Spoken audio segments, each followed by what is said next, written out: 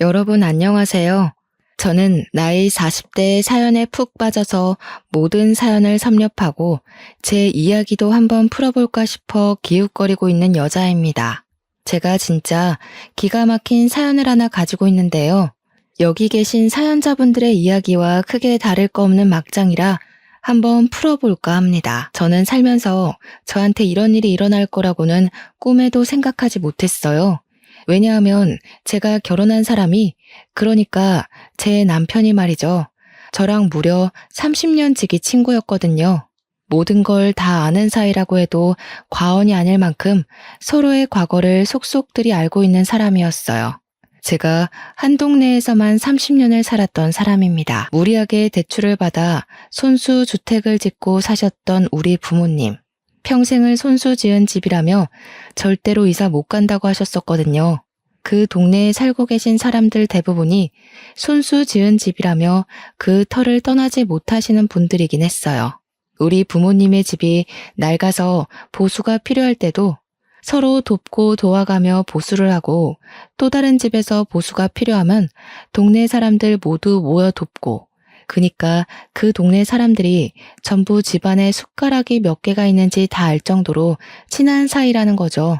우리 옆집에 살던 동갑내기 친구가 바로 제 30년 지기 친구이자 남편이 된 놈이었습니다.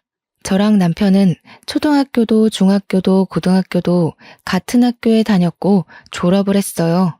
모든 졸업사진마다 남편의 얼굴이 떡하니 찍혀 있는 걸 보면 얼마나 어이가 없는지 모릅니다.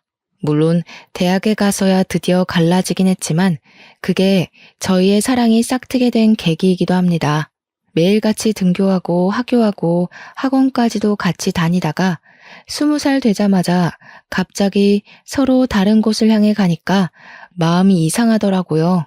등교하면서 같은 반 친구 욕도 하고 선생님 욕도 하고 시험 성적 서로 몇 점 나왔냐고 내기도 하고 해야 하는데 지하철역까지 혼자 걸어가고 수업 마치고 혼자 오는 길이 너무 길고 외롭게 느껴졌어요. 근데 그 마음을 제 남편도 똑같이 느꼈다는 거예요.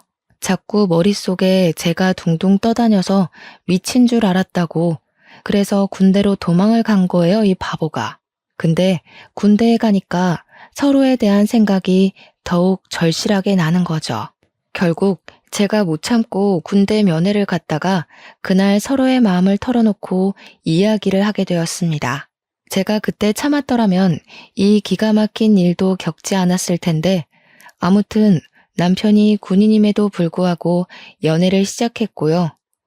저는 바보같이 그 꽃다운 시절을 군대 간 남자 기다리느라 허비해야 했습니다.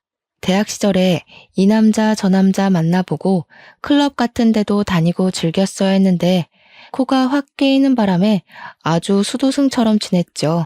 친구들이 어차피 군대 가는데 클럽 가도 모른다고 꼬실 때도 무슨 열려문이라도 세울 것처럼 굴었으니까요. 남편이 휴가만 나오면 좋아서 떨어지는 방법도 모르는 사람처럼 그렇게 연애를 했습니다. 같은 학교 출신인 친구들이 저랑 남편이 연애한다고 하니까 너네는 이미 부부 아니냐고 농담을 할 정도였어요. 그만큼 오래 알았고 또 연애 감정이 전혀 생기지 않을 것 같은 사람들이었다는 거죠. 서로에 대해 모르는 게 없다는 건 장점이자 단점이었습니다. 가끔은 쉬고 싶은 날도 있는데 아무것도 할 거 없으면서 밖에 왜 안 나오냐고 닥달하는 남편에게 욕을 쏴주고 싶기도 했고요.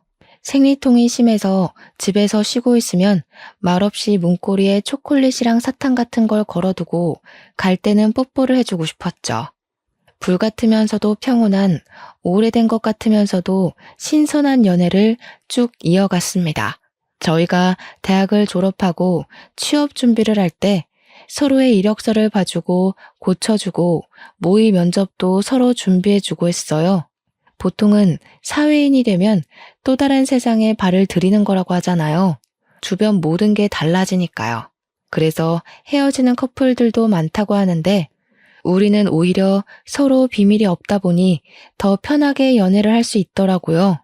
집안끼리도 다 아는 사이고 우리가 사귀는 걸 알게 된 이후에 저는 그 집에서 며느리, 남편은 이미 우리 집에서 사위 취급을 받으며 지냈습니다. 그렇게 딱 연애한 지 10년 차에 저희는 결혼을 약속했어요. 양가의 집안 사정도 다 알고 있고 숟가락이 몇 개 있는지도 아는 판에 사이좋게 허세 없는 결혼하자고 약속을 했습니다.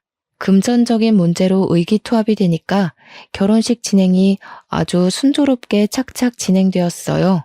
우리는 드디어 신혼살림까지 양가의 도움으로 얻어서 정착을 하게 되었습니다. 신혼집은 같은 동네이긴 하지만 서로의 집까지는 걸어서 15분 정도 걸리는 위치에 잡았습니다. 평생을 그 동네에 살아서 그런 건지 익숙한 동네를 떠나서 살고 싶지 않은 마음이 들기도 했고요. 부부싸움을 하게 되면 살벌하게 할 것 같아서 친정이든 시댁이든 가까운 곳으로 피신 가야 한다는 생각도 있었고요. 한 동네에서 오래 산 장점이자 단점이라고나 할까요? 거기만큼 편한 곳을 찾지 못하겠더라고요.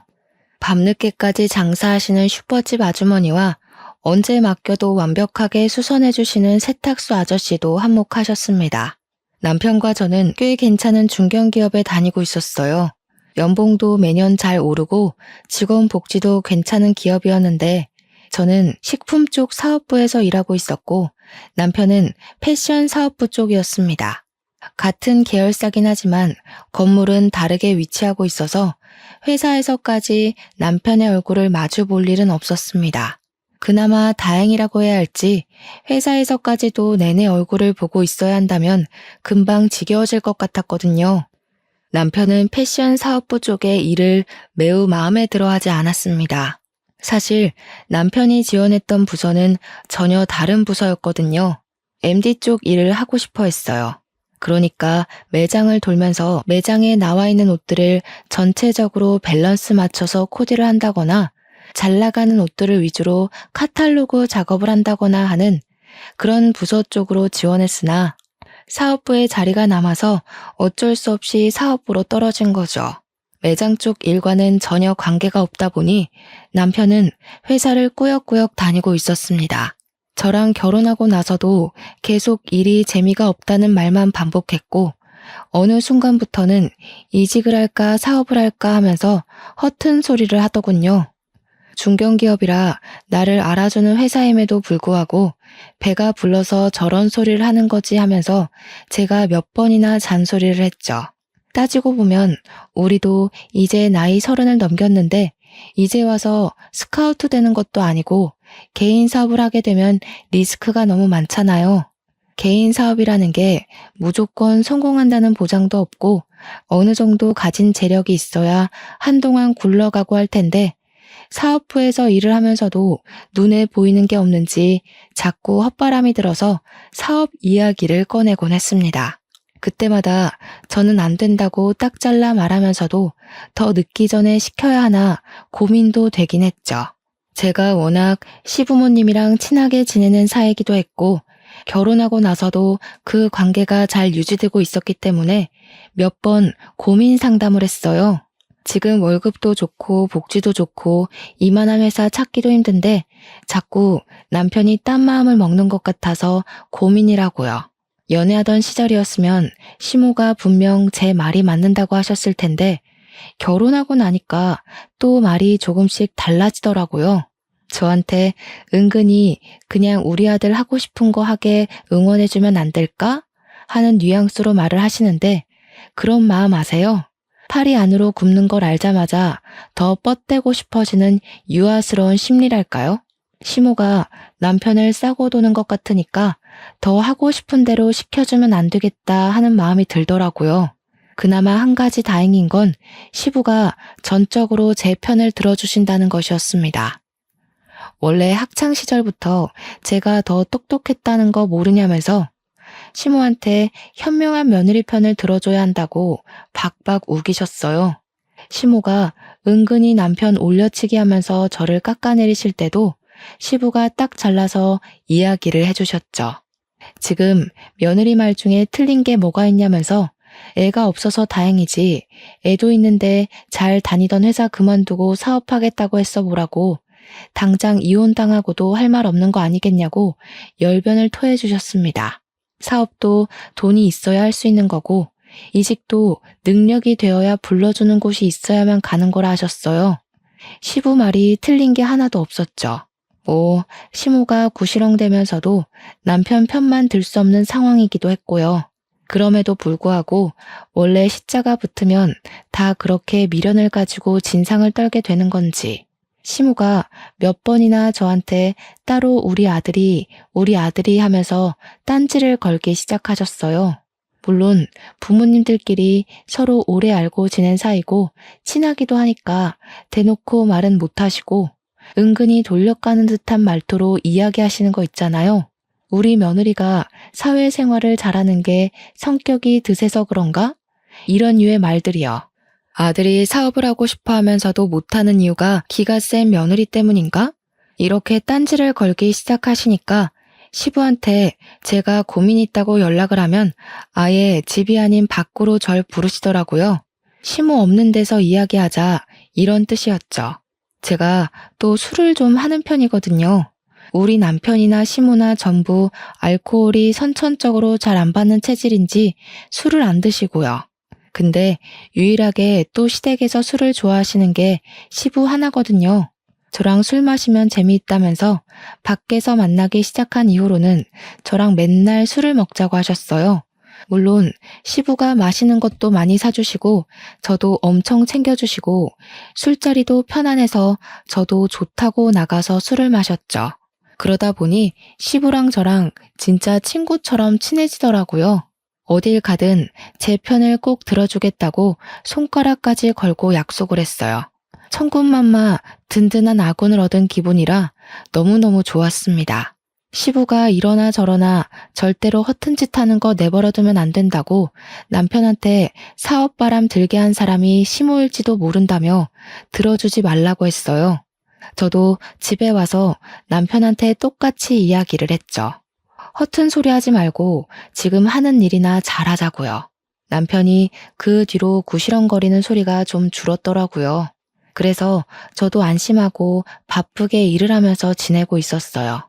새로운 식품이 론칭이 되면서 제가 하는 일이 엄청나게 늘었고 야근이 매일 있을 정도로 정신없이 지내야 했습니다.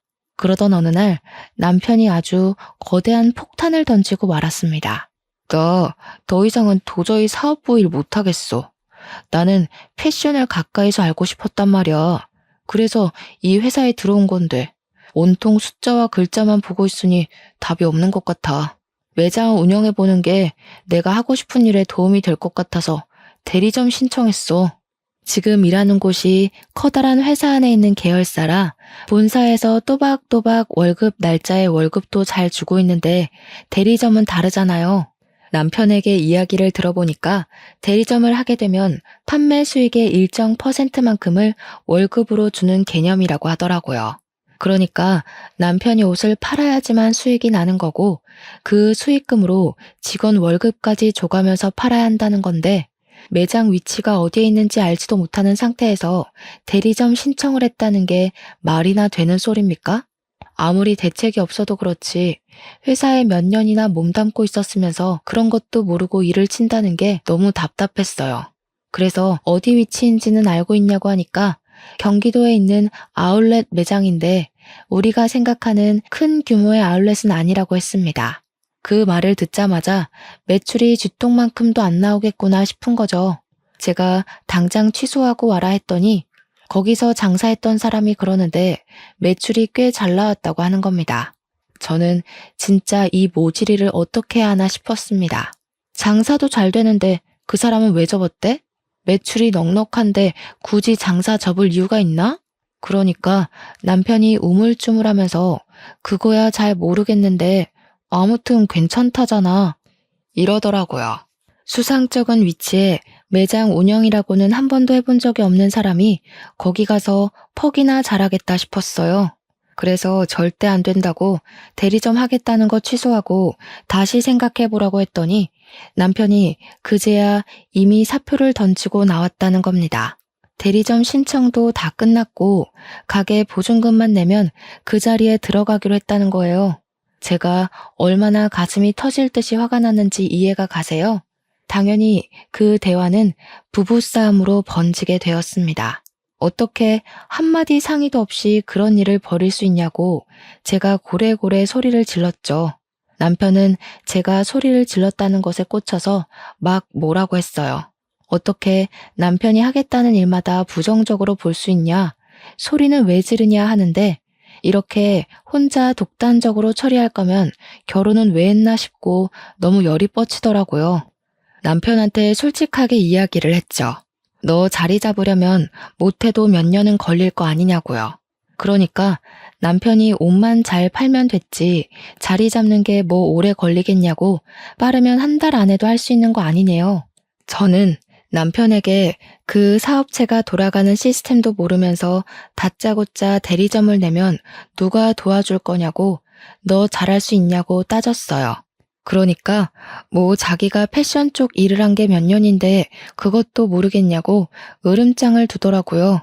지금 하던 일도 패션 쪽 일인 걸 알면 잠자코 잘 붙어나 있지 꼭 이런 식으로 사고를 치죠.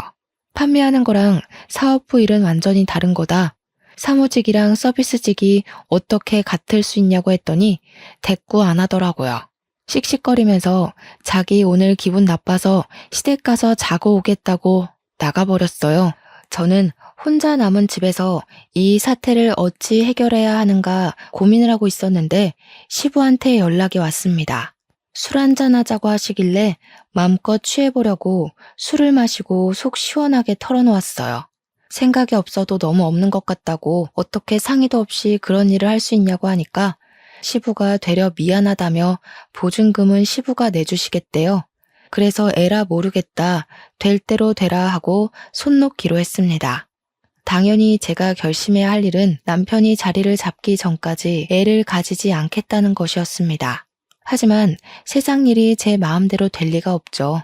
그렇게 다짐한 지 4개월이 막 지났을 무렵 제가 글쎄 임신을 떡하니 하고 말았습니다. 물론 양가에서는 무슨 잔치라도 벌일 것처럼 난리를 떨면서 좋아하셨습니다. 저한테 은근히 틱틱거리던 시모까지도 너무 잘했다고 축하한다고 제 손을 꼭 잡으시는데 제 마음은 또 그게 아니지 않겠어요. 축하받아야 마땅한 일이지만 그러면서도 마음 한구석에 걱정이 너무 크게 되는 겁니다. 우리 아이한테 아직까지도 미안한 일이에요, 그게. 남편이 은근 낯을 가리는 성격이라 그런지 매장에서 손님이 와도 멀뚱멀뚱하게 있다고 하고 아무리 직원들이 잘한다고 해도 매장의 책임자라는 사람이 아무것도 안 하고 멍하니 있으면 무슨 물건이 팔리겠어요. 남편은 그냥 편한 거 좋은 거만 하면서 직원들에게 모든 책임을 전가하고 있었던 거죠. 버는 돈도 당연히 본사 다닐 때보다 훨씬 줄었고 그나마도 월급 제때 가져다 주지도 않았어요. 뭐 그만큼 번다는 게 자기 입장에서는 부끄러워서 제 날짜에 못 주는 거다 하며 변명을 하지만 제가 화를 내야지만 월급 봉투를 내민다는 게 어이가 없잖아요. 도대체 그 돈으로 뭘 하고 다니는지, 왜 만날 돈이 없다고 난리인지. 안 그래도 임신한 뒤로 예민함이 극에 달해서 미치겠는데 남편 주머니에서 로또가 계속 나오더라고요. 남편한테 로또 한답시고 월급이 반토막 난 거 아니냐고 막 따지니까 그래봐야 5,000원인데 뭐가 문제냐고 하더군요. 5,000원짜리가 10장, 20장 나오니까 제 속이 터지는 건데 도대체 제 남편의 눈치는 어디다 팔아먹은 걸까요? 어차피 당첨되지도 않을 거 그만 사라고 했더니 아울렛 주변 매장 형들이 전부 로또를 한다고 안 할 수가 없대요. 그나마 다행인 건 그 형들은 로또도 하고 스포츠 토토도 하고 그러는데 자기는 스포츠는 잘 몰라서 로또만 하는 거래요. 제 눈빛이 얼마나 경멸스러웠을지는 안 봐도 비디오였죠. 로또 용지 보니까 숫자도 제 맘대로 적혀 있길래 남편한테 번호 정해서 돌리는 거냐고 물어보니 자동이래요. 자동으로 해야 그나마 5,000원씩 잡힐 때가 있다면서 이를 드러내고 웃는데 도대체 누가 5,000원 벌겠다고 로또를 하나요? 제 남편이지만 참으로 모자란 놈이 아닐 수 없습니다. 그러더니 저한테도 로또를 사다 주겠다고 운을 떼더군요. 저는 번호를 고심해서 6개 골랐고 앞으로는 이 번호로만 로또를 사다 달라고 했더니 저보고 돈 낭비래요. 진정한 로또는 자동이다 어쩐다 하면서 핀잔을 주는데 지 주머니에서 나온 로또들 보면 답 나오죠. 누가 돈 낭비를 하고 있는 건지 참나. 시간은 계속 흐르고 남편이 벌어오는 돈은 쥐꼬리보다 조금 나은 형편이었고요. 저는 애를 어찌 키워야 하나 정말 막막함에 어쩔 줄 몰라 하고 있었습니다.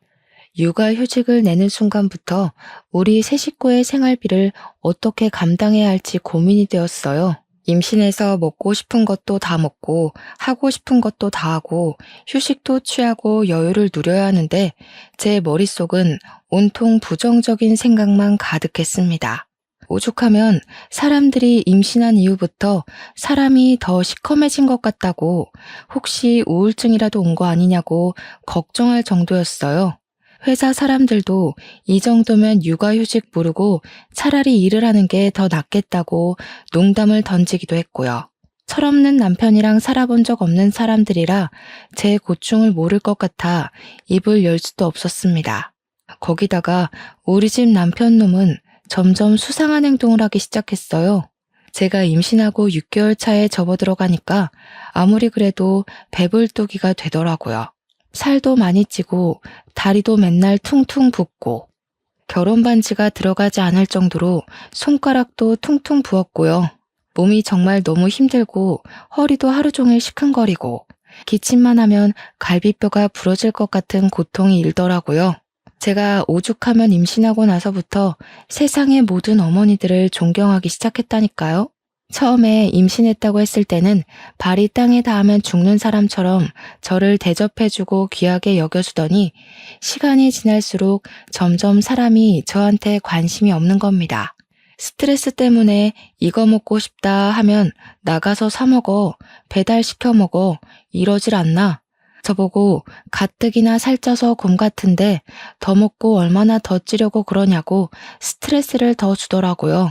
이게 남편이 맞는지 혹시 원수는 아닌지 그런 생각이 들었죠. 맘카페 같은 데 올려보니까 오랜 친구 사이 같아서 사랑이 아닌 정으로 살고 있는 거 아니냐고 하는데 저희가 오랜 친구 사이는 맞잖아요. 이 사람이 정말 이제 더 이상 나를 사랑하지 않는 건 아닐까 하는 생각이 들었습니다. 그런데 더더 의심 가고 수상한 행동은 말이죠.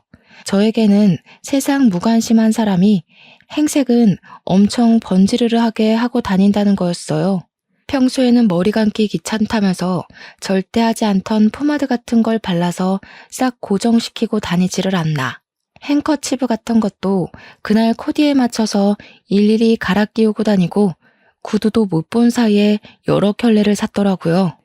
예전에 학창시절 때부터 우리 남편이 한 가지에 꽂히면 그것만 신던 놈이라 신발은 정말 딱 한 켤레만 사서 신던 놈이거든요. 그런데 뭐 기분에 맞춰서 로퍼를 신어야 되니 윙팁이 어쩌니 하면서 못 알아들을 소리만 하는데 이런 꼴을 보고도 의심하지 않을 여자가 있을까요? 거기다가 인터넷에 보니까 마누라 임신 기간에 남자들이 바람을 제일 많이 핀다고 하대요. 저도 워낙 돌려 말하는 성격은 아니라 신이 난 남편한테 너 바람 났니? 하고 물어봤어요. 그러니까 남편이 갑자기 딱 정색하면서 무슨 그런 소리를 하냐고 기분 나쁘다면서 출근한다고 나갔습니다. 뭔가 티나게 어깨도 굽고 갑자기 정색하면서 아니라고 하는 게 오히려 더 의심 가고 믿음이 전혀 안 가는 거죠. 그러더니 그날부터 매장에서 마무리하는 직원이 일을 그만두었다고 본인이 마무리 매출까지 정리하고 퇴근해야 한다고 늦는데요.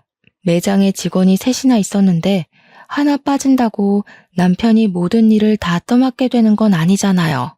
심지어 직원들 월급 주고 나면 본인은 그 월급보다 못한 돈 가져와서 생활비로 내미는 주제에 제가 출산이 임박해서 남편에게 마무리는 다른 직원에게 맡기고 집에 일찍 들어왔으면 좋겠다고 했어요.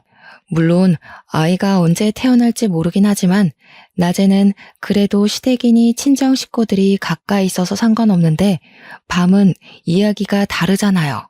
시부모님도 친정 부모님도 일찍 주무시는 편이고 남편 아니면 구급차를 타야 하는데 그럼 꼭 남편 없이 혼자 실려가는 기분이 들 것 같고 이래저래 출산 막달이니까 일하는 시간을 줄이고 옆에 있어 달라고 했죠. 그랬더니 남편이 저한테 자기가 돈을 많이 벌어야 애도 키우고 하지 않겠냐는 겁니다. 그런 마음이 있었으면 애초에 사표를 던지지 말았어야 하는 거 아닌가 싶었지만 싸움하기 싫어서 입 밖으로 꺼내진 않았습니다. 저한테 그 정도는 이해해 주라고 제가 육아휴직을 내면서 생활비도 모자란데 2배는 더 벌어야 하지 않겠냐고 하더군요. 그런데 아무리 바빠도 제가 출산하는 날에 병원을 와야 하는 거 아닌가요?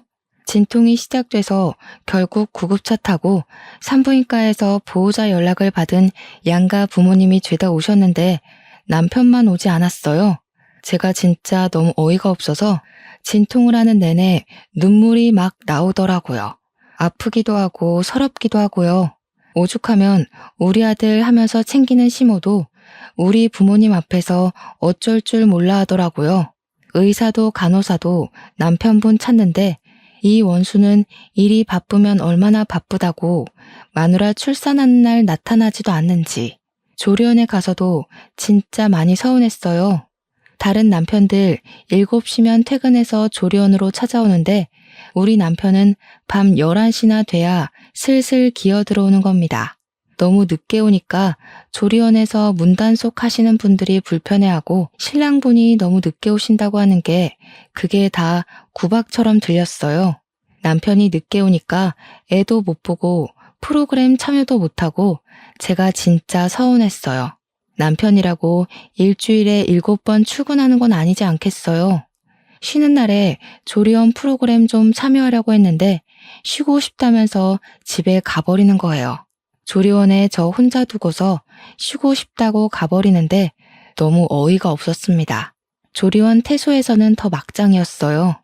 저는 애 보느라 정신이 없는데 남편이라는 놈은 자기 피곤하다고 작은 방 가서 자버리는 게 아니겠어요? 저는 울고 보채는 애 달래고 놀아주고 안아주고 하느라 정신이 없는데 회식이 있었다면서 술을 먹고 들어오질 않나 저한테 주는 건 로또 한 장이 끝이었습니다. 저한테 미안하다는 소리 한마디 없었어요. 엄청나게 짜증나고 서운하고 저는 애 돌보는 기계가 된 느낌까지 받고 이게 바로 산후 우울증이라는 사실을 몰랐습니다. 아기를 한 6개월쯤까지 키웠을 때 우리 부부는 거의 대화를 하지 않게 되었어요. 저도 집에서 육아휴직을 내고 애만 보고 있었고 남편은 쥐꼬리 월급 가져다 주면서 생색은 엄청나게 내고 집에서도 핸드폰만 보고 있으면서 계속 뭐가 좋다 싫다 했는지 아이씨 이랬다가 아싸 이랬다가 난리도 아니더라고요. 그래서 너 뭐 하냐고 제가 핸드폰을 확 뺏어서 화면을 살펴보았습니다. 그러니까 이 미친놈이 불법 사행성 토토 같은 거를 하고 있더라고요. 제가 놀래서 이게 다 뭔가 하면서 이것저것 눌러보니까 만지지 말라고 저한테 소리를 치는데 충전 내역이 딱 뜨더라고요. 충전 금액이 무려 500만 원이나 되는 겁니다. 저한테 돈 못 벌었다면서 월급 엄청 조금 가져다 주던 게 알고 보니 토토하느라 돈을 써서 조금밖에 못 주던 거였어요. 제가 그 사실을 알고 얼마나 큰 충격과 배신감을 느꼈을지 상상은 가십니까? 충전 내역을 살려보는데 여태 쏟아부었던 돈이 몇백이 아니라 몇천 단위까지 올라가더라고요. 애까지 낳은 마당에 사행성 도박에 빠져서 이 정도 돈을 쓰다니 진짜 생각이 없어도 너무 없는 거죠. 제가 열이 받아서 수입이 도대체 얼마나 되는 거냐고 정확하게 말해보라고 했더니 모른다고 딱 잡아떼는 겁니다. 네가 버는 돈인데 모른다는 게 말이 되냐고 솔직하게 말을 하라고 했는데 계속 어물쩍 넘어가더라고요. 이대로 넘어가면 이 남편놈이 원하는 대로 흘러가는 거라는 생각이 들어서 월급 통장을 찾았습니다. 월급 통장이 구석에 통장 정리 한 번 안 된 상태로 있길래 은행으로 달려가 통장 정리부터 했습니다. 그랬더니 진짜 가관이더라고요. 저한테 생활비라며 가져다 주는 돈이 월 150에서 200만 원 정도 되었거든요. 그게 자기 용돈 빼고 주는 거라면서 저한테 약간 모든 돈을 다 맡긴다는 식으로 생색을 냈었는데 월급 통장에 들어오는 돈이 평균적으로 500만 원 정도 되더라고요. 많이 들어오는 달에는 700만 원, 800만 원도 찍혀 있었어요. 저는 정말 애 키우면서 기저귀도 아껴 쓰고 식비도 허리띠 졸라매면서 식단 짜서 먹고 있었는데 얼마나 어이가 없고 속이 상했겠어요. 저는 참을 수 없는 배신감에 시부한테 이 사실을 모두 알렸어요. 그래도 집안에서 유일하게 제 편을 들어주는 사람이 시부뿐이었기 때문에 저도 별다른 선택지가 없기도 했죠. 그랬더니 시부가 집까지 찾아와서 남편을 붙잡고 소리를 질렀습니다. 어디 할 게 없어서 애까지 있는 놈이 도박을 하냐고 당장 손모가지를 자르겠다고 아주 난리가 나셨습니다. 옆에서 보고 있던 저도 가슴이 쫄려서 콩닥콩닥 할 지경이었으니까요. 뒤따라온 시모가 시부를 막 말리고 남편도 평소에 시부를 무서워했던 터라 잘못했다고 빌면서 울고불고 하는데 가관이더라고요. 그 와중에 시모가 저한테 은근히 그걸 왜 일러서 이사다를 만드냐고 탓을 하는데 진짜 팔이 안으로 굽어도 너무 굽은 거 아닌가요? 제가 말해서 들어먹을 인간이었으면 시부한테 말 자체를 하지 않았겠죠. 제 말을 듣지 않으니까 어쩔 수 없이 이 상황을 만든 건데 진짜 짜증났어요. 그 뒤로는 남편이 저에게 완전히 적대감을 드러내기 시작했어요. 부부 사이가 원활하지도 않았고 사행성 토토를 제가 시부에게 알린 이후로 저희의 감정의 골은 더욱 깊어질 수밖에 없었죠. 제가 무슨 말만 하면 틱틱거리면서 저를 깔보고 무시하기 시작했어요. 여자가 복직해봐야 돈을 벌면 얼마나 벌고 승진을 하면 얼마나 하겠냐면서 자기가 벌어온 월급으로 살아야 할 건데 왜 그런 걸 시댁에 가서 일러냐 이런 거죠. 제가 눈이라도 치켜뜨면 또 시부한테 가서 이럴 거냐고 비아냥거리는데 저희가 또 30년 지기 친구잖아요. 서로 말이 곱게 나가질 않는 거죠. 거기다가 활용점정으로 남편이 술 먹고 들어온 것도 열이 받는데 옷에 여자 화장품까지 묻혀온 거예요. 제가 이걸 그냥 참아줘야 할까요? 제 성격에 절대로 참아줄 수 없었죠. 그래서 남편이 술에 취해 자는 사이 한쪽 눈썹을 완전히 밀어버렸습니다.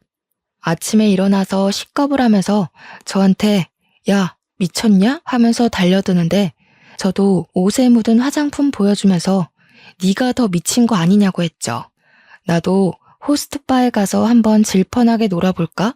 하면서 소리 지르니까 씩씩거리면서 한쪽 눈썹 손으로 가리고 출근하더라고요. 퇴근할 때 보니까 눈썹이 곱게 그려져 있길래 누가 그려줬냐고 화를 내니 매장 여직원이 그려줬대요. 이 눈썹을 하고 어떻게 손님을 받고 일을 하겠냐면서요. 그렇게 서로 으르렁거리며 지내다가 아기가 돌쯤 됐을 때 돌잔치 준비를 하다 보니 그날 입을 우리 아기 옷이 없더라고요. 꽃가옷이나 하나 사줄 겸 남편이 매장에서 어떻게 일하는지 궁금하기도 해서 친정 부모님 모시고 남편이 일하는 아울렛에 갔어요. 미리 간다고 연락하지 않고 불시에 찾아갈 심산으로 아기 옷부터 구경을 하고 오후쯤 되어서 남편의 매장으로 갔죠. 서프라이즈 할 겸 이제 돌잔치도 얼마 안 남았으니 앙금 털고 화해할 생각으로 간 거였어요. 근데 남편 매장에 딱 도착했는데 그 계산하는 포스 기계 아시죠? 그 앞에서 웬 여자애랑 백허그를 하고 실실 쪼개고 있는 게 아니겠어요? 친정 부모님도 이게 뭔가 싶어서 눈 비비고 계시고 저는 남편이 그 여자애랑 노닥거리는 모습 보고는 엄청 놀랐죠. 엄청 놀란 동시에 속에서 끓어오르는 분노와 옷에 묻혀온 화장품이 막 생각나고 여자 직원에 자기가 눈썹 그려줬다는 것까지 퍼즐이 막 맞춰지더라고요. 그 여자의 목에 직원들이 사용하는 사원증 목걸이가 걸려 있었거든요. 더 볼 것도 없다 싶어서 아버지한테 애를 덥석 안기고 야, 이 미친놈아, 너 뭐 하는 거야? 소리를 지르면서 남편에게 달려갔어요. 남편이랑 그 여자애랑 후다닥 떨어지면서 어머나 하는데 제가 눈에 뭐 보이는 게 있겠습니까? 남편이 손사래를 치면서 아니야 오해야 하는데 아주 뺨부터 갈겨버렸습니다. 주위에 있던 사람들도 다 쳐다보고 옆 매장, 앞 매장 할 거 없이 다 구경 와서 보는데 분이 안 풀려서 소리를 막 질렀죠. 이 미친놈 새끼가 지금 마누라가 떡하니 있는데 매장 직원이랑 바람이 나서 이러고 있어? 아니야, 오해야. 오해라니까. 그냥 계산하는데 뭐가 안 돼서 그런 거야. 너는 직원이랑 끌어안고 시시덕거리면서 일하는 게 지금 바람이 아니라는 거야? 우리 부모님도 김서방 지금 뭐 하는 겐가? 하고 소리치고 있고 여직원에는 고개 숙이고 구석에 어쩔 줄 몰라 서 있고 남편은 저한테 맞은 뺨이 막 부어오르기 시작하는데 아니라고만 변명하고 앉아있더라고요. 그러면서 직원한테 기계 사용법 알려준 게 죄냐고 억울한 척 하는데 둘이 누가 봐도 커플인 것처럼 꽁냥꽁냥 하고 있던데 무슨 개소린지. 제가 남편 귀때기를 잡아 끌고 당장 나오라고 했어요. 남편이 지은 죄가 있어서 그런지 쪽팔린 것도 모르고 잘못했다고 막 빌면서 질질 끌려 나오더라고요. 그대로 부모님 차에 태워서 시댁으로 달려갔습니다. 시댁에 도착해서 문을 콱 열고 들어가니까 시부모님이 저와 남편을 보고 뒤이어 따라온 우리 부모님을 보고 깜짝 놀라시더라고요. 제가 씩씩거리고 있으니 무슨 일이 난 건 알겠는데 저희 부모님까지 와 있으니 이상하다 싶으셨겠죠. 알고 계셨어요? 이 사람이 바람 난 거 알고 계셨냐고요. 시부모님이 숨을 헉 들이키시더니 몰랐다고 하시면서 남편한테 진짜 바람 피웠냐고 막 추궁을 하시더라고요. 남편이 아무 소리도 못하고 죄송합니다, 잘못했어요 하는데 우리 부모님은 김서방이 그럴 줄 몰랐다고 가슴을 쾅쾅 치시며 분노하시고 있고요. 그러니 시모가 저한테 쓱 이야기를 하는 겁니다. 아니, 평소에 집에서 애를 얼마나 구박을 했길래 애가 바람을 피우고 그러겠어. 우리 아들 뺨은 또 왜 이러고? 네가 때린 거니? 애 얼굴을 무식하게 왜 때리고 그래 정말? 저는 당연히 할 말을 잃었죠. 바람 피운 게 누군데 제 탓을 한단 말입니까? 평소에 제 편만 들던 시부는 아이가 떡하니 저희 부모님 품에 있는데 담배만 뻑뻑 피워대시고요. 세상에 너무나도 실망스럽더라고요. 아니, 얘기 들어보니까 우리 애가 오해라고 하는구먼 뭘. 바람 피운 것도 아니라는데 애를 때리긴 왜 때려? 내가 이거 그냥은 못 넘어가. 이혼해 너네. 시모가 되려 큰 소리를 치니까 기가 막혔죠. 남자가 사회생활하다 보면 한 번쯤 실수도 하고 그런 거 아니겠습니까? 어차피 지금 며느라가 복직도 못할 텐데 그냥 눈 딱 한 번 감고 넘어갑시다.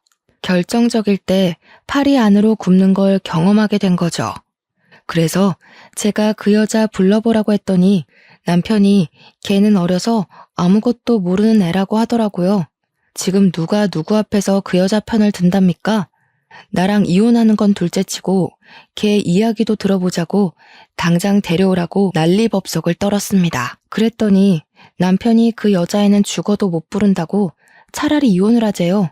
우리 부모님도 기가 막혔는지 사람을 잘못 봐도 한참을 잘못 봤다며 이혼하라고 내 딸 상처받는 거 죽어도 못 본다고 했습니다. 제가 남편 보고 짐 싸서 너네 집 가라고 하니까 군소리 없이 짐 챙겨서 시댁으로 가더라고요.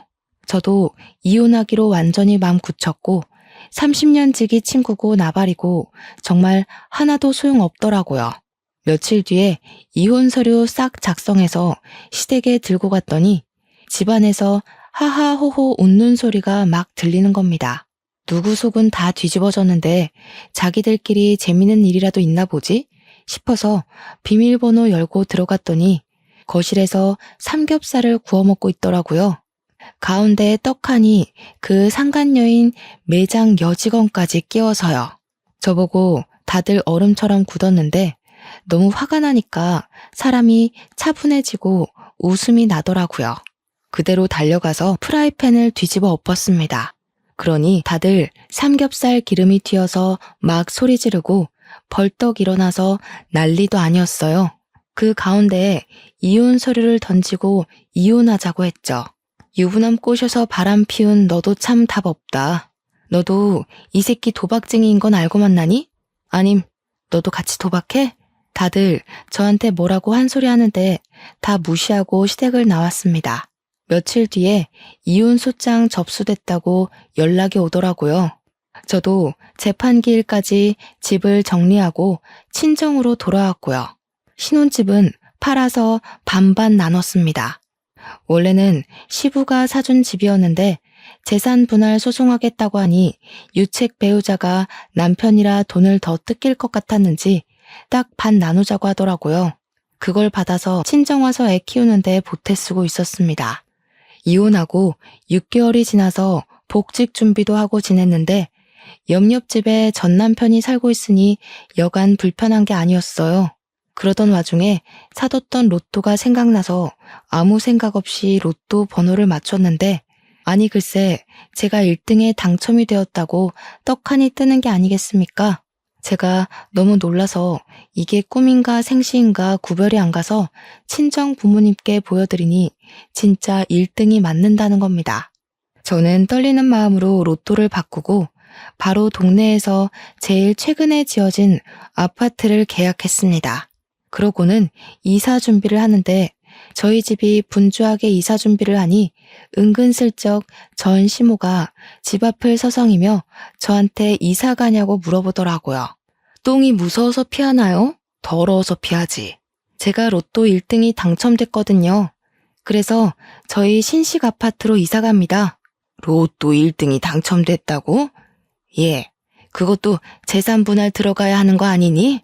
이혼하고 당첨된 건데 왜 재산 분할 대상이 되겠어요? 그 전에 당첨됐는데 속인 거 아니고 내가 변호사 찾아가서 물어본다. 그러시든가.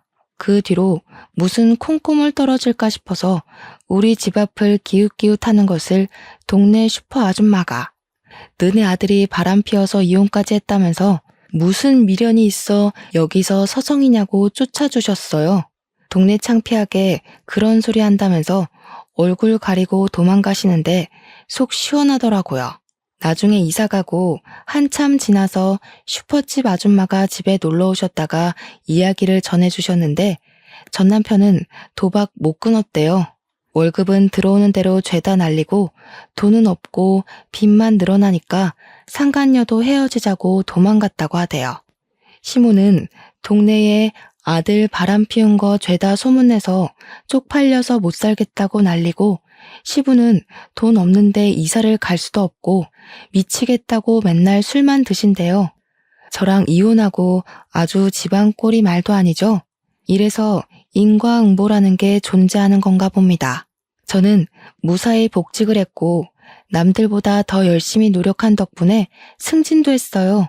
한 우물만 깊게 파다 보니 제 능력을 인정받는 날이 이렇게 찾아오곤 하네요. 벌써 우리 아이는 말도 곧잘하고 아빠의 부재를 잘 받아들이고 지내고 있습니다. 언젠가는 좋은 사람 만나서 우리 딸에게 꼭 필요한 아빠를 만들어주고 싶은 마음도 있어요. 새로운 사랑이 찾아오는 그때까지 열심히 보면서 기다리겠습니다. 여러분도 그때까지 가정의 평화를 잘 지키시고 바람 피우는 놈은 절대로 봐주지 마세요. 제 이야기는 여기서 마치겠습니다.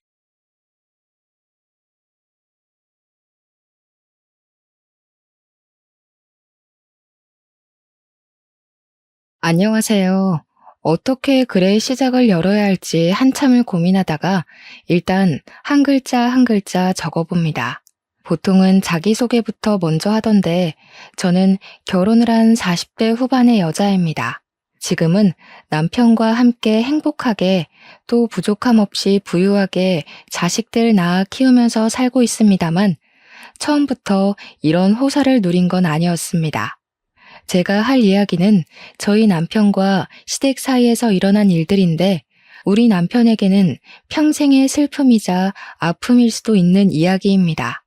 이렇게 청취자 여러분들을 위해 이야기를 풀고는 있지만 우리 남편의 그 시절을 생각하면 눈물이 앞을 가린답니다. 우리 남편의 별명은 샌드위치였습니다. 무슨 뜻인지 궁금하지 않으세요? 바로 가운데에 낀 샌드위치다 이 말입니다. 우리 남편에게는 위로 형이 하나 있고 밑으로 나이 차이 꽤 많이 나는 막내 여동생이 있었습니다. 시댁이 남아 선호 사상이 엄청나게 중요시되는 집이었는데 무조건 장손만 믿고 간다, 올인이다 하는 부모 밑에서 자란 덕분에 우리 남편은 대학도 가지 못했습니다. 장손이 공부를 잘하는 편은 아니었으나 우리 남편도 뭐 특출나게 잘하는 편은 아니었기에 대학까지는 그럴 수 있지라고 생각했다고 했어요. 그런데 우리 남편이 그동안 살면서 받아온 차별은 정말 어마어마했다고 했습니다. 저한테 울먹이면서 이것저것 말해줬었는데 저도 주먹이 불끈 쥐어질 정도로 엄청나게 분노했었어요. 우리 시모는 무조건 장남, 우리 장남, 내 장남 하시면서 말끝마다 장남 타령하시는 분이었고요. 우리 시부는 막내딸, 내 눈에 넣어도 안 아픈 막내딸, 우리 공주 하시는 분이었죠. 그러면 자연스럽게 우리 남편은 누가 챙겼을까요? 조부모님? 아니죠. 아무도 우리 남편을 챙겨주지 않았습니다. 하물며 감기라도 걸리면 난리가 났다고 하더라고요.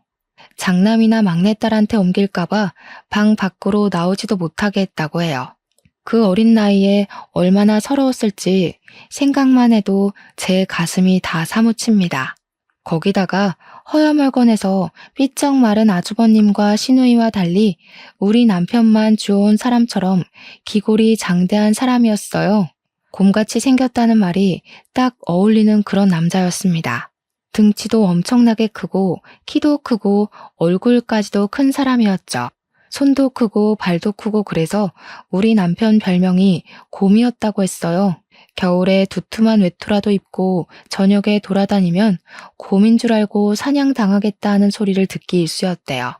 우리 남편이 고등학교를 졸업하자마자 대학도 집에서 보내주지 않는다고 해서 일을 찾아 헤매다가 이건 딱 나를 위한 직업이다 하고 발견한 게 뭐였는지 아세요?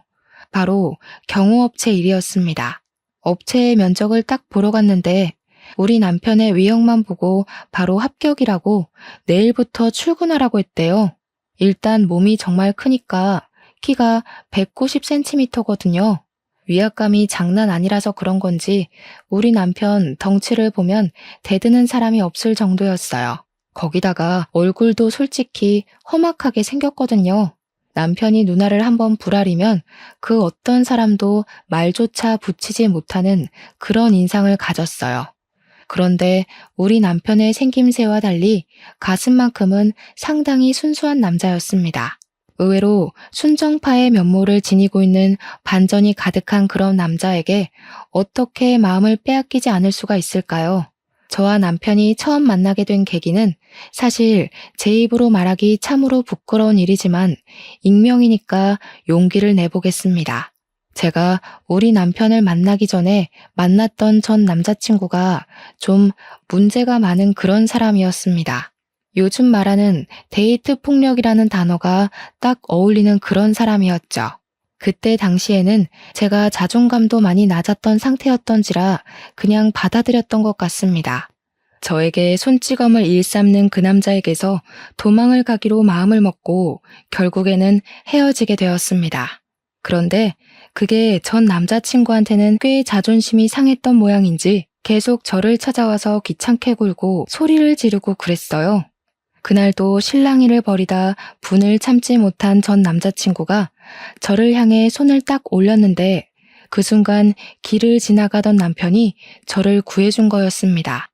찌질함에 극치를 달리던 전 남자친구는 우리 남편의 등치를 보자마자 뒷걸음질을 치면서 저한테 새 남친이냐? 나쁜 년. 이러면서 도망을 가더라고요. 그냥 제 앞을 떡하니 막아주고 손 올리려던 걸 막아준 것뿐인데 바로 꼬리를 내리는 전 남자친구를 보면서 어이가 없었죠. 남편은 저를 보고 저 새끼 뭐냐고 물어보았고 저는 사실 남편의 그 얼굴과 말투에 쫄아서 모든 걸 다 이야기했습니다. 이야기를 쭉 듣던 남편이 어디 사느냐고 물어봤고 저기 앞에 주택에 산다고 하니까 남편도 자기 그쪽에 산다고 하더라고요. 무슨 일 생기면 연락하라고, 원래 저런 놈은 한 번에 나가 떨어지는 놈이 아니라고 자기가 도와주겠다고 휴대폰 번호를 알려주더라고요. 솔직히 남편 첫인상이 진짜 너무 무서워서 이놈도 미친놈이면 어떡하지 싶었거든요. 이런 놈한테 잘못 걸리면 생매장 당하는 거 아닌가 싶어서 연락을 할까 말까 고민을 했는데 진짜 전 남자친구가 며칠 지나지 않아서 저를 또 찾아왔더라고요. 술에 완전히 취해서 나쁜 년이야, 넌 못된 년이야 하면서 발길질을 하려고 하길래 놀래서 남편을 불렀고 몇 번이고 귀찮은 기색 한 번 없이 찾아와 저를 도와주었습니다. 전 남자친구가 결국 남편에게 호되게 당하고 더 이상 찾아오지 않겠다는 각서까지 쓰고 나서야 일은 마무리가 되었죠. 그 각서를 받기까지 6개월이 넘는 시간이 걸렸고 매번 저를 찾아와 도와준 남편에게 정도 너무 들어버렸고 정말 너무 고마웠습니다. 자연스럽게 밥 한 끼 하자는 연락이 잦아지고 연애를 하게 된 것이죠. 그때 처음 알게 되었어요. 남편이 경호업체에 재직 중이라는 것을요. 어쩐지 싸움도 잘하고 힘도 세더라고요. 당시에 남편이 일하던 업체는 연예인들 경호도 전문으로 하는 그런 곳이었습니다. 예를 들면 콘서트 같은 걸 하거나 사인회 같은 거 할 때 연예인들을 보호하고 관중들을 통제하기 위해 쭉 가드들이 서 있잖아요. 그 역할을 하는 업체였어요. 그러니까 한마디로 든든한 백이 생긴 거나 다름없었죠. 콘서트 같은 경우는 티켓을 주기도 했지만 티켓이 없을 때는 남편이랑 같이 슬쩍 들어가서 몰래 스텝인 척 콘서트를 보기도 했어요. 물론 그러면 안 되는 걸 알면서도 좋아하는 연예인이 공연을 한다고 하면 어떻게 해서든지 보러 가고 싶은 게 사람의 마음이잖아요. 거기다가 일을 할 때 남편의 모습은 뭐랄까 정말 무섭기도 했지만 너무 든든해서 멋있어 보였거든요. 저는 남편이 일하는 모습을 보여줄 때가 가장 듬직하고 좋았어요. 거기다가 우리 남편이 엄청나게 쑥맥이었거든요. 그렇게 험상궂게 생겨서 시도 때도 없이 얼굴이 붉어지는 걸 보면 그렇게 귀여울 수가 없었어요. 연애하면서 모든 걸 저랑 다 처음 해보는 거라고 수줍게 이야기하는데 진짜 평생 함께하고 싶다 그런 생각이 들었습니다. 그런데 좀 의아한 부분도 있었어요. 연애를 하면서 남편이 단 한 번도 가족에 대한 이야기를 꺼낸 적이 없었거든요. 그래서 솔직히 저는 남편이 고아인 줄 알고 부모님 이야기를 꺼내면 안 되겠다, 어린 시절 이야기는 하지 말아야겠다 싶었습니다. 그런데 이야기를 듣다 보니까 또 고아는 아니더라고요. 부모님한테 연락 오는 걸 보고 저 혼자 얼마나 깜짝 놀랐는지 몰라요. 그때까지 고아라고 생각하고 있었거든요. 아무튼 저한테 가족에 대한 이야기를 꺼내지 않는 이유가 뭔가 따로 있겠지라고 생각만 했죠. 외동아들인데 부모님이 시골에 가 계신가 싶기도 했고 아무튼 프로포즈를 받고 나서야 알게 되었습니다. 형도 있고 나이 차이가 나는 여동생도 있고 부모님 두 분이 멀쩡히 살아서 저희 집 근처에서 같이 살고 있었다는 사실을요. 아무튼 프로포즈를 받고 결혼을 준비하는 과정에 있어서 우리 집에 인사를 드리러 오게 되었죠.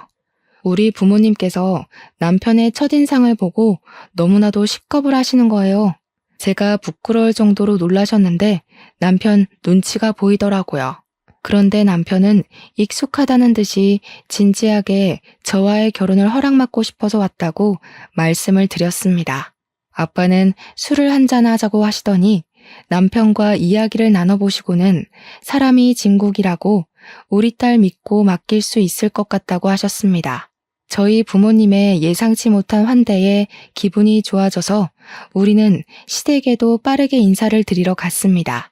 결혼하고 싶다고 인사를 드리러 가면서 한우도 최상급으로 한알음 싸들고 갔어요. 그런데 시댁에서 그러는 거예요. 아직 장남이 결혼을 못해서 둘째부터 결혼을 시킬 수가 없다고요. 무조건 장남이 먼저 가야 한다고 장남 타령을 하시는데 제가 얼마나 어이가 없었는지 몰라요. 그래서 그랬죠. 아주버님 언제 결혼하실 건데요? 하니까 아직 만나는 여자도 없는데 무슨 결혼을 하겠냐고 심드렁하게 대꾸를 하시는 겁니다. 그러면 도대체 우리는 언제 결혼을 하라는 이야기인지 진짜 답도 없다고 생각했습니다. 그래서 일단은 결혼이 미뤄진 채로 6개월이라는 시간을 그냥 허비하고 말았습니다. 우리 집에서는 사위나 다름없이 생각하고 있었기 때문에 시댁에서보다 더 챙겨주시면서 시간을 보내고 있었고요. 근데 문득 아버지께서 궁금하셨나 봐요. 당장 내일이라도 결혼식장 들어갈 것처럼 굴어놓고 왜 준비도 안 하고 시간을 버리고 있냐고요. 그래서 제가 그냥 장남인 아주버님이 결혼을 해야지만 우리가 결혼할 수 있대 하고 대답을 하니까 아빠가 딱 그러시는 거예요. 자네 혹시 집안에서 차별을 받고 자랐나? 이렇게 물어보셨어요. 그러니까 우리 남편이 갑자기 닭똥 같은 눈물을 죽죽 흘리는 게 아니겠어요? 저랑 부모님 모두 다 놀래서 남편을 막 위로해 주었어요. 아버지께서 남편의 손을 꼭 잡아주더니 그 집 아들하지 말고 우리 집 사위나 하라고 하면서 성을 내셨습니다. 자기도 차별의 서러움을 잘 알고 있다고 우리 집에서만큼은 내가 진짜 아들처럼 대해주겠네 하셨어요. 남편은 정말 장인어른을 아버지처럼 모시고 살겠다고 평생 나도 이런 따뜻한 대접받고 싶었다고 이야기를 했습니다. 그렇게 하하호호 하면서 우리 집에서의 분위기는 참 좋았어요. 그러던 와중에 제가 글쎄 혼전 임신을 하게 된 거예요. 우리한테는 너무나도 큰 축복이었지만 시댁에서는 난리도 그런 난리가 없었습니다. 어디 속도 위반을 할 수 있냐? 쪽팔려서 얼굴을 들고 다닐 수가 없다. 장남이 장가를 못 갔는데 어디 둘째네가 선수 쳐서 애부터 가지냐고. 저한테 발랑 까졌네 어쨌네 입에도 담기 힘든 나쁜 소리들을 막 하셨습니다. 오죽하면 우리 남편이 됐다고 나 부모 없는 사람인 척 살 테니까 얼굴 보지 말고 절연하고 살자고 큰아들 타령하는 거 지겹다고 선언을 했어요. 그러니까 또 시부모님이 부모 자식 간의 인연이 얼마나 귀한 건데 그런 소리를 하냐고 남편을 달래기 시작했습니다. 나한테는 장남 결혼하면 그때 혼인신고를 하라고 이야기를 하는 거예요. 벌써 임신 8주 차가 되었는데 아주버님이 40주 전에 결혼을 할 수 있다고요? 진짜 이게 말인지 방귀인지도 모르겠더라고요. 결국에는 어떻게 했는지 아세요? 그때부터 매주 부랴부랴 아주버님이 선자리를 나가기 시작했습니다. 도대체 장남이 먼저 결혼을 해야 된다는 건 어느 나라 법이길래 아주버님도 피곤하고 저희도 피곤한 상황이 된 거죠. 시간은 속절없이 흘러가서 저는 출산이 임박했고 아주버님은 드디어 뜻이 맞는 여자를 만났는데 거기서 또 결혼식을 준비하려면 몇 개월이 걸리잖아요. 그 사이에 저는 아이를 낳게 되었고 더 이상은 기다릴 수 없다고 생각했습니다. 물론 저희 집에서도 시댁의 그런 처사에 매우 불쾌한 감정을 숨기지 않고 드러내고 있었고요.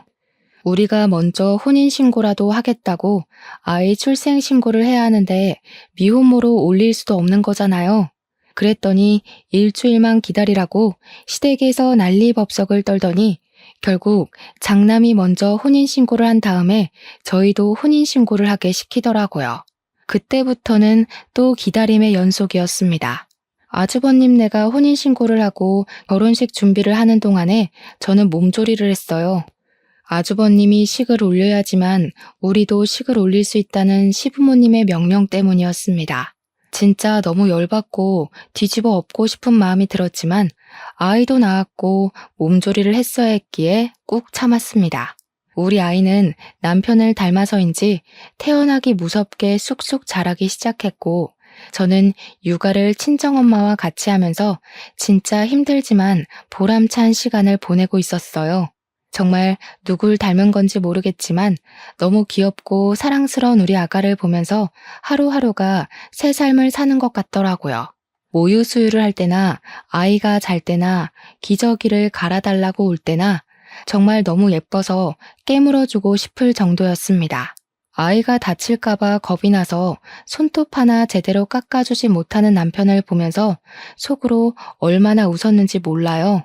그렇게 행복한 나날을 보내고 있었는데 아주버님의 결혼식 날짜가 잡혔다는 이야기를 시댁으로부터 전해 들었습니다. 저희 보고도 결혼식 날짜를 슬슬 정하라고 상당히 인심 쓰듯이 이야기를 하시더라고요. 그러면서 장남이 결혼하고 얼마 되지 않아 차남이 결혼하는 거니까 간소하게 식을 올렸으면 좋겠다고 요구를 하셨습니다. 이미 애도 낳고 살고 있는데 결혼식이라는 게 중요하면 얼마나 중요하겠냐고 하시는 거예요. 그러는 아주버님은 호텔에서 아주 호화롭고 성대한 결혼식을 준비하고 계셨거든요. 여기서 더 충격적인 것은 아주버님의 결혼식 날짜가 우리의 돌날이랑 딱 겹치는 겁니다. 놀래서 시모한테 전화를 걸어서 어머님, 그날 우리 아이 첫 돌 행사를 한다고 말씀드렸잖아요. 했어요. 그랬더니 관심도 없었다는 목소리로 그랬니? 일주일 미뤄 하고 전화를 끊어버리시는 겁니다. 아무리 그래도 아주버님 결혼식이 가족 행사 중에 제일 큰 행사 아니겠냐고. 서러웠지만 별 수 있나요? 결국 우리의 돌날도 미루게 되었어요. 하필이면 예약이 다 차 있어서 한 달이나 뒤로 밀리게 되었습니다. 벼르고 벼르던 아주버님 결혼식 날 시댁 식구로서 만발의 준비를 하고 결혼식장에 도착해서 신부 대기실에 형님 되실 분께 인사를 드리러 갔어요. 그런데 이미 형님 친구분들이 다 와 계셔서 어쩔 수 없이 대기실 밖에서 친구분들이 사진 찍고 나오기를 기다리고 있었습니다. 그런데 친구들이며 형님이며 목소리가 얼마나 큰지 대기실 밖까지 대화 내용이 다 들리는 거예요. 진짜? 대박이다. 너무 부럽다. 하는 소리가 들리길래 무슨 이야기를 하시는 중인가 귀담아 들었죠. 대화 내용은 정말 충격적이었습니다. 글쎄, 우리 시부모님이 상가 건물만 3채를 가지고 계신 분들이거든요. 그중 하나를 장남이 결혼한다고 아주버님 명의로 떡하니 증여를 해주셨다는 거예요. 형님이 신이 난 목소리로 우리 부부 이제 건물주잖아 하면서 친구들한테 자랑을 하고 있는데 제가 진짜 너무 서운하더라고요. 물론 제가 막 건물에 욕심이 나서 남편이랑 결혼을 약속한 것도 아니고 탐이 나는 것도 아니긴 했지만 저희는 다세대 주택에서 힘들게 전세 얻어서 쌀 한 톨도 아껴가며 돈을 모으고 살고 있었는데 시댁에서도 아주버님네 결혼하는데 돈 많이 들어갔다고 저희한테 지원 못 해준다고 했었거든요. 결국 그 지원 못 해준다는 돈 모두 아주버님네로 들어갔고 건물까지 증여해줬다고 하니까 제 속이 쓰리더라고요. 부러움의 목소리가 한껏 고조된 대기실 안으로 아이를 안고 그냥 들어갔어요. 결혼 축하드려요 하면서 아이를 안고 들어갔으니까요. 한번 안아보실래요? 하고 저희 애를 딱 보여드렸는데 형님이 질색을 하시더라고요. 드레스 망가져요. 됐어요. 내 드레스에 아기 침이라도 묻으면 어떡해? 하는데 순간 무안하더라고요. 아무리 그래도 시족하잖아요. 근데 그 순간 형님 친구들이 속닥속닥 하는 게 보이는 거예요.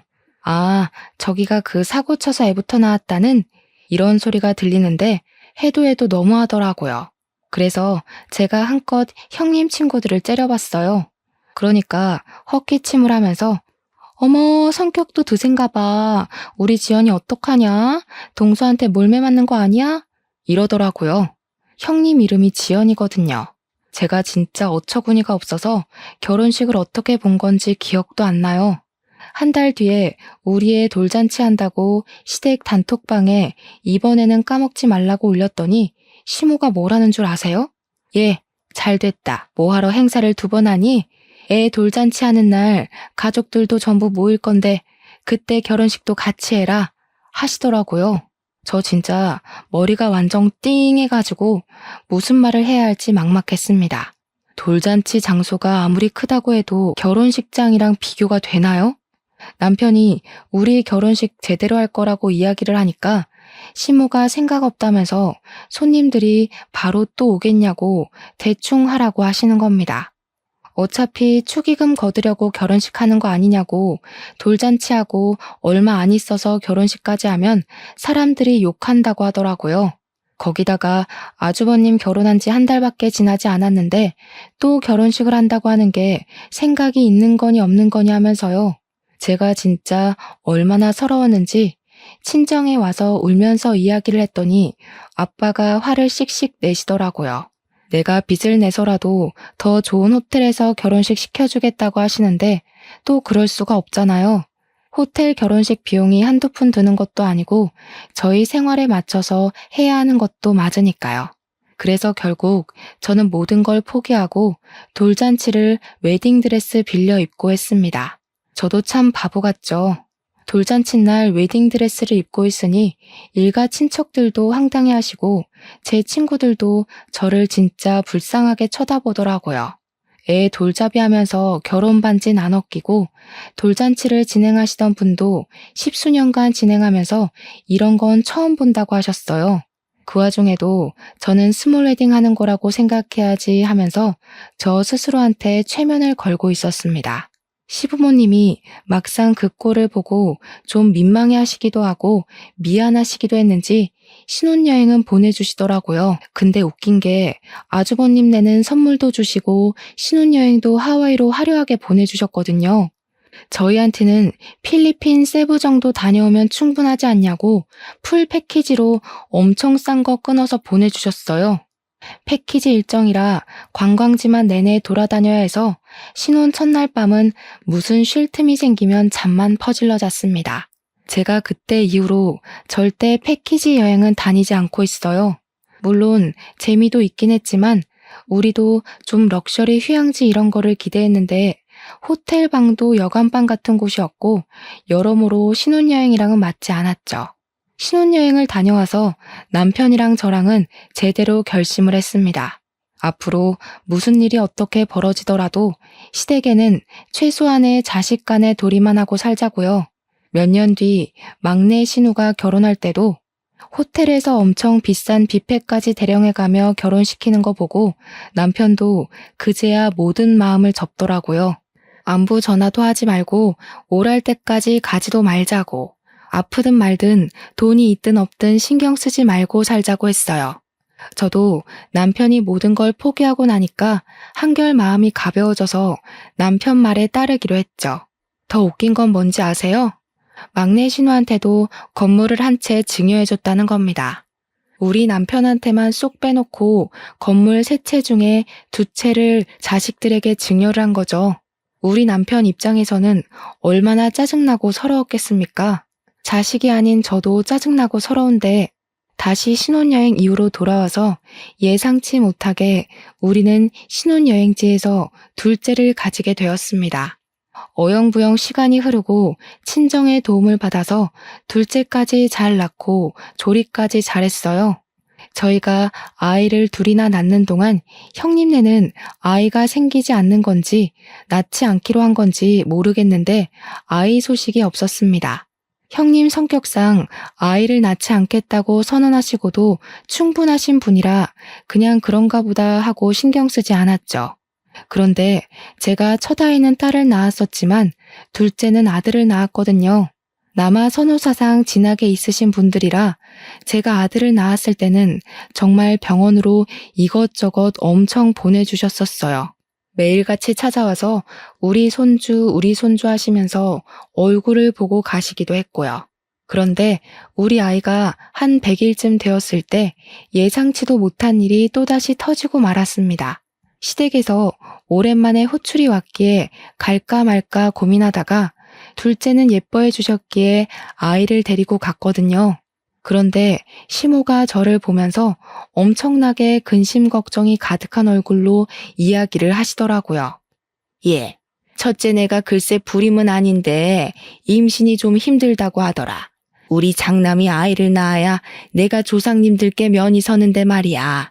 에휴, 거기다가 첫째 며느리가 글쎄 애 낳으면 몸매가 망가진다고 출산을 거부하는 모양이더라고. 어머님 속이 많이 상하시겠네요. 장남이 대를 이어야 한다고 계속 말씀하셨잖아요. 그렇지. 그래서 말인데 너네 둘째가 아들이잖니? 얘를 우리 장남이 키우는 건 어떨까 싶은데. 처음에 어머님이 무슨 말씀을 하시는 건지 몰라서 눈만 동그랗게 뜨고 있었어요. 알고 보니까 우리 둘째는 아주버님네 입양을 시키자는 이야기였습니다. 저는 너무 어이가 없고 놀랍고 저런 생각을 할 수 있다는 거에 기겁을 해서 어머님 정신 나갔어요? 하고 소리를 질렀어요.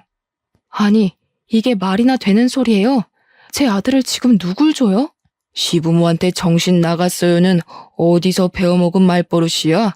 내가 뭐 남주자고 그랬어? 너네가 낳은 거야 잘 알지. 그런데 키우는 건 큰애네가 하자는 거 아니냐? 그래, 아무래도 장남내가 아들을 키워야 면이 서지 않겠니? 너도 잘 생각해봐라. 걔네 건물만 2채나 가진 부자야. 우리가 첫째 결혼하고 나서 장남한테도 한 채, 맏며느리한테도 한 채 나눠주지 않았니? 건물 3채 있던 것 중에 2채만 증여한 줄 알았더니 채채를 모두 증여했던 것이었습니다. 아주버님네 2채, 시누이네 1채요.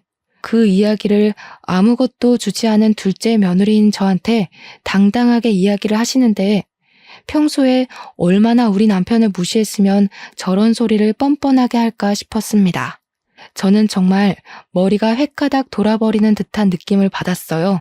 저한테 계속 돈 많은 부모 가진 게 얼마나 덕인 줄 아냐?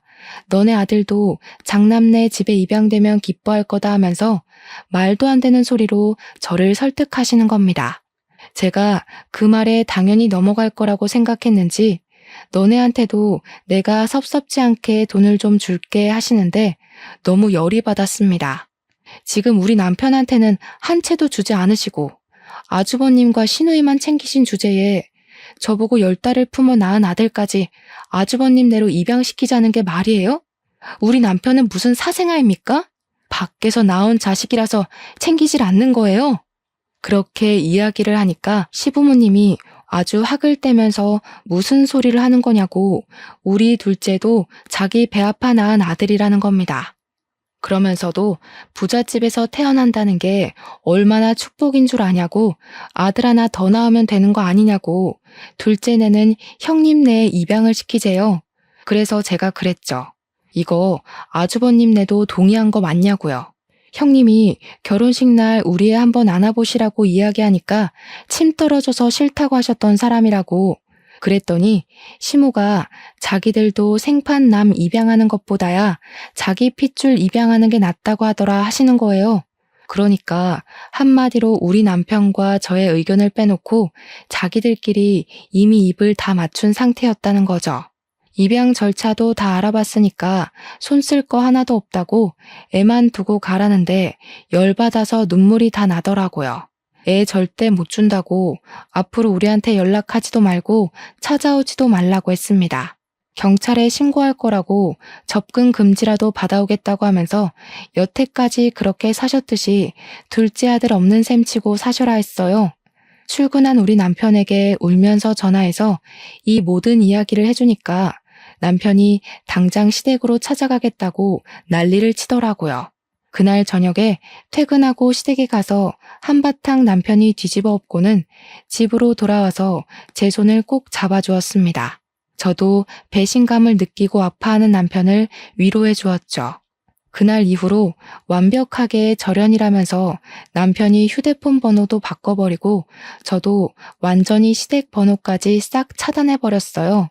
그렇게 몇 개월이 더 지난 어느 날 남편네 경호업체 대표가 남편에게 할 말이 있다고 불렀다고 하더라고요. 남편이 거의 초창기 멤버이고 남편만큼 오래 그 업체에서 일한 사람이 없었기에 남편은 은근히 긴장한 상태로 대표를 만나러 갔습니다. 근데 대표가 그랬대요. 자기 이민 가서 자식들이랑 오순도순 살아보고 싶다면서 업체를 맡아서 키울 생각이 있냐고요. 권리금을 조금만 받고 사업체를 아예 남편 이름으로 넘겨주고 싶다고 했다는 겁니다. 오랜 시간 지켜본 결과 남편만큼 사업체에 대한 이해도도 높고 운영을 잘할 사람이 없을 것 같다는 이유였어요. 남편은 처음에 대표직을 맡고도 이민 가서 살아라. 내가 여기서 현장을 돌보겠다 했는데 대표님이 거절했대요. 한국에 나오고 싶은 생각도 없고 굳은 일 맡겨놓고 혼자 태평하게 살 위인이 못 된다고요.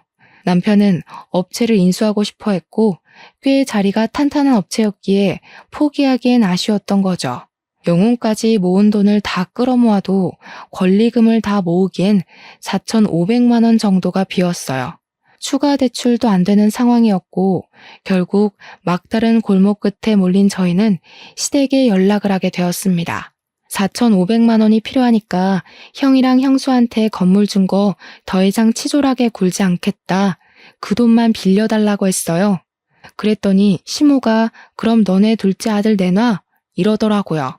형수도 입양해서 키우고 싶다고 했다고 남편이 열받아서 당신은 내 엄마도 아니라고 내가 실수했다고 하면서 전화를 끊고는 우리 친정에 가서 아빠를 붙잡고 남편이 엉엉 울더라고요.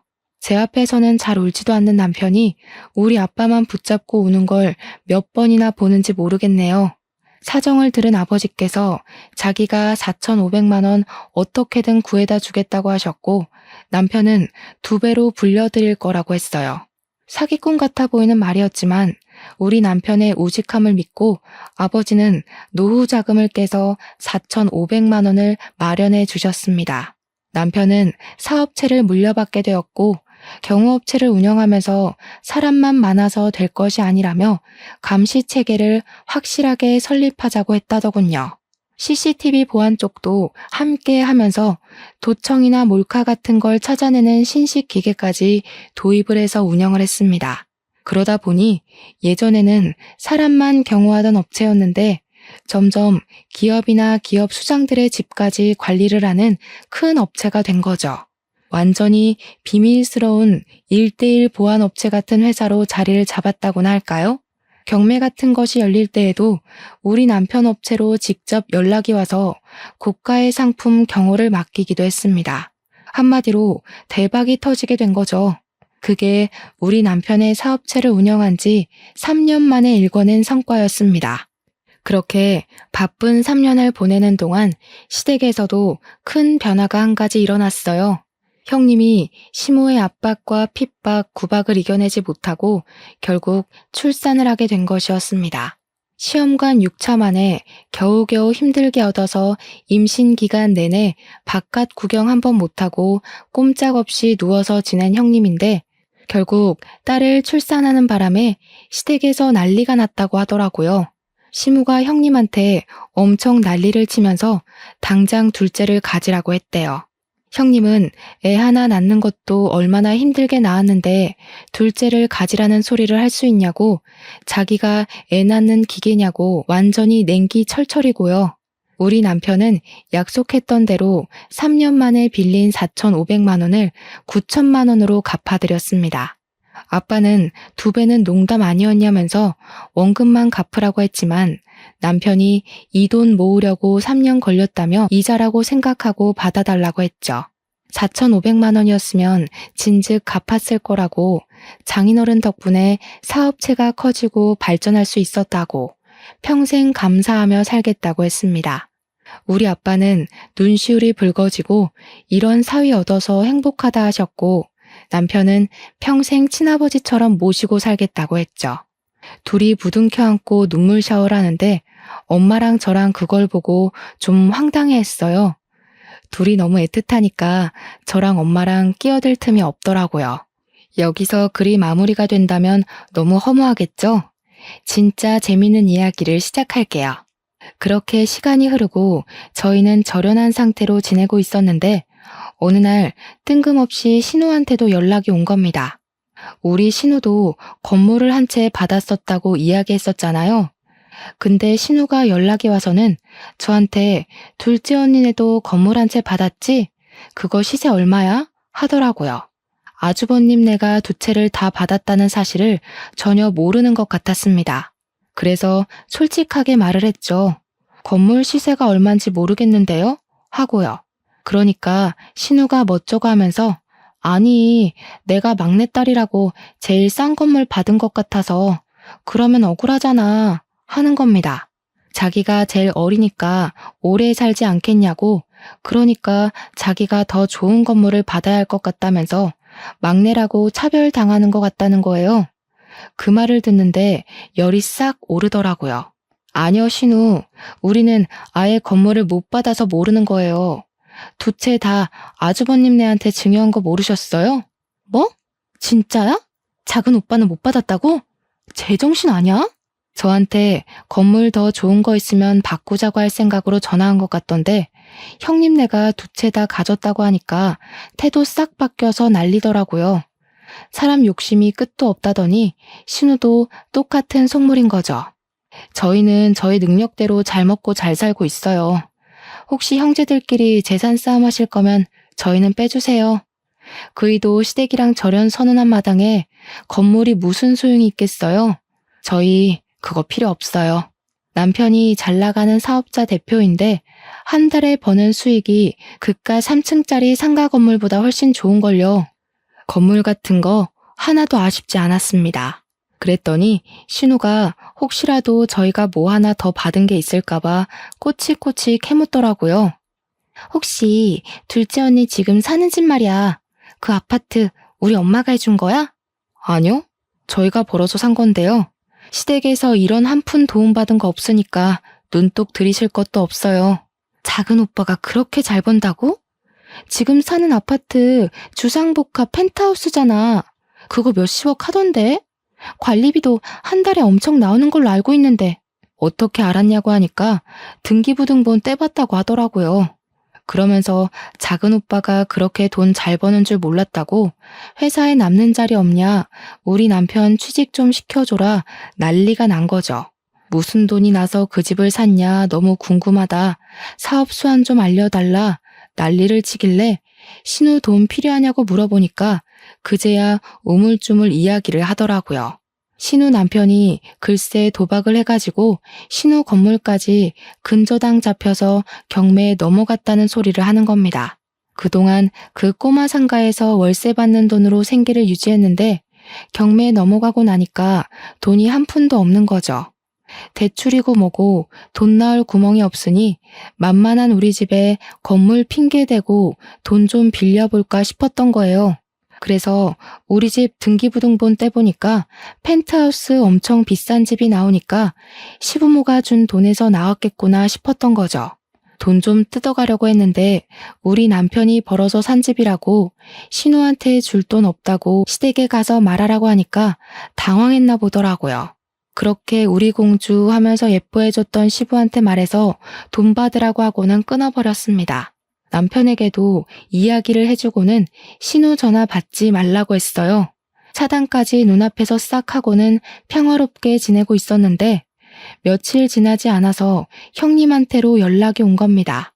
시댁에서 얼굴 좀 보고 이야기 좀 하자길래 제가 왜요? 하니까 손윗사람이 부르는데 어디 말대꾸냐고, 어차피 저희도 더 이상 수그러들 필요 없으니까 남편이랑 같이 시댁에 찾아갔습니다. 신우가 뱉어놓은 말도 있고 상황이 궁금하기도 했거든요.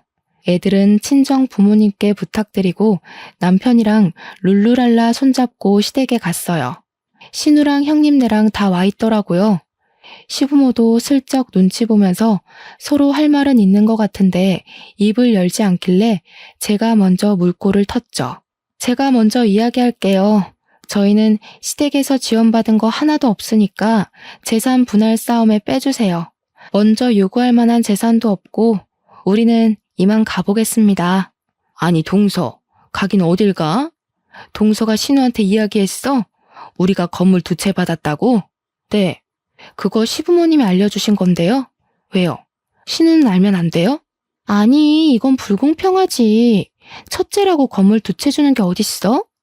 막내라고 신우는 하나 챙겼잖아요. 샌드위치 우리 남편은 하나도 못 챙겼는데. 그리고 그 건물 주인 찾는다 치면 우리 거지 신우 거는 아니잖아요. 나 정말 죽게 생겼다니까. 2억만 해달라고 2억. 형님, 신우한테 2억 해줘요. 20억짜리 건물 가져갔으면 10%는 해줄 수 있잖아. 우리도 그 건물 없어. 남편이 사업한다고 건물로 대출받았다가 다 날려먹었단 말이야. 아니 그게 무슨 소리야? 무슨 소리긴요. 그이가 사업한다고 건물로 대출받았다가 다 날려먹고 하나 남은 건물도 곧 넘어간다고요. 그 소리에 시부모님은 거의 뒤로 넘어가셨습니다. 야, 이 녀석들아. 우리가 평생을 일궈서 산 건물을 나눠줬으면 잘 쓸 생각을 해야지. 터무니없는 짓을 벌여서 다 날려먹어? 그러니까 신우랑 형님이랑 줬으면 장땡이지 뭘 참견을 하냐고 싸우더라고요. 저랑 남편은 그냥 강 건너 불구경했죠. 그러니 시모도 체념한 듯 너네 빚이니까 너네 알아서 하라고 하시더라고요. 신우랑 아주버님이랑 둘 다 난리가 났는데 저희는 그러든지 말든지 안녕히 계세요 하고 나왔습니다. 그렇게 6개월이 더 지났어요. 6개월 동안 물론 신우고 아주버님이고 할 거 없이 집에 찾아와 남편 회사 찾아와 돈 좀 빌려달라고 어깃장을 놓고 난리를 쳤죠. 우리 남편은 당연히 딱 잘라서 거절했고요. 어느 날 집에 엄마랑 같이 아이를 보고 있다가 시부모님이 찾아와서 깜짝 놀랐습니다. 그런데 둘 다 짐을 한아름 싸들고 온 거 아니겠어요? 남편 없는 거 확인하더니 저한테 우리 여기서 좀 지내자. 집도 넓고 좋네 하면서 방을 막 이리저리 뒤지는 겁니다. 우리 딸은 시댁에 어릴 때 간 것 빼고는 간 적이 없어서 시부모한테 누구세요? 이러고 있더라고요. 시부모가 내가 너희 할머니 할아버지야 하는데 우리 딸이 우리 친정 부모님이 할머니 할아버지라고 하더라고요. 시부모 얼굴 썩어가는데 할 말은 없고 자업자득이었죠. 저는 시부모한테 우리 집에 당신들 누워서 잘 방 없다고 나가라고 했더니 시부모는 네가 이러니까 이쁨 못 받은 거라고 난리를 쳤습니다. 더 이상 자기들 오갈 데 없다면서 죽이 되든 밥이 되든 여기 있을 거라고 하니까 우리 엄마가 아빠랑 남편에게 바로 호출을 했더라고요. 양심도 없지. 여기가 어디라고 찾아와서 행패를 부립니까? 쪽팔린 줄도 모르고. 그런데 진짜 사이다는 우리 남편이었습니다. 남편이 업체 직원들을 데리고 집으로 온 거예요. 경찰까지 불러서요. 남편이 새로 보안 시큐리티를 운영하면서 경찰이랑 협업을 하고 있었거든요. 경매나 국보 같은 거 경호할 때도 있어서요. 시부모 양팔을 떡하니 잡더니 짐까지 다 들어서 직원들이 시부모를 집 밖으로 내쫓더라고요. 시부모는 이게 무슨 짓이냐고 제가 우리 아들이라고 하는데 남편이 그랬어요. 나 부모 없다니까? 우리 애를 4,500만 원에 팔아넘기라고 했을 때 절연했잖아. 지난번에 혹시나 반성하는가 싶어서 우리 부른 건 줄 알았더니 사과 한마디 없었잖아. 당신 애들 같은 부모 없어 나는. 그러니까 알아서들 사쇼. 결국 첫째가 우리 집까지 홀라당 해먹었다. 우리가 갈 곳이 없어. 걔가 그렇게 마이너스의 손일 줄 알았겠니? 이럴 줄 알았으면 너를 챙기는 건데. 경찰관님, 고생 좀 해주세요. 이 사람들 주거 침입으로 넣어주시고요. 시부모 표정이 정말 허옇게 질린 와중에 저는 딸한테 저분들한테 인사드려 예의는 차려야지 했어요.